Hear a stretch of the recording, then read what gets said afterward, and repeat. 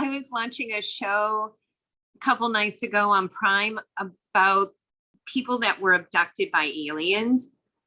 And Uh-huh. they were going through, they woke up in the middle of the night and there were three beings standing next to their bed. And it was all this scary stuff. And I was in my room and it was dark. And I'm like, I watch this shit right now. And Well, that's not a coincidence. Go ahead, I'll tell you. listen, ever since then, like last night, I woke up in the middle of the night and I'm like, don't open your eyes. Don't open your eyes. They don't touch you. So if you just keep your eyes closed, and I was like, I got to get over this or I'm not going to sleep well again, Well, that fear is a sure indication that your inner being is seeing that in a completely different way than you are about I beings. totally agree. It was outside influence, Uh-huh. fed And into it. and that's what it is. I turned it off because I said, this doesn't make me feel good. This is not something I want to be a part of. Yeah. I mean, I had an encounter with a hybrid being with sitting literally not even 5 feet from me. And even though my friend was terrified, she would call that as a scary experience. I was sort of excited. I was a little afraid. I'm not going to lie. I was a little afraid, but I was like excited too because I never thought something like that could ever happen, you know? Right.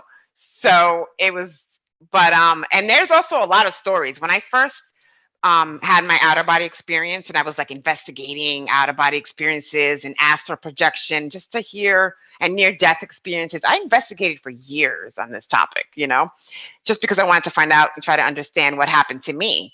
So once I started doing that, and then I started coming across all these people that had like got abducted and things like that. And some of the stories sounded scary, but then I came across some stories that they first were afraid and they thought it was like a terrifying thing. But then after a while, they realized that they agreed to do that. It was an agreement for that to happen.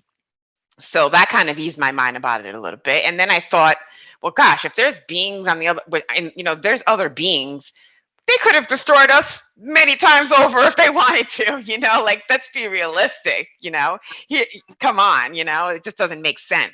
And then, you have like the movies and the media and all these things that kind of instill fear in us about that.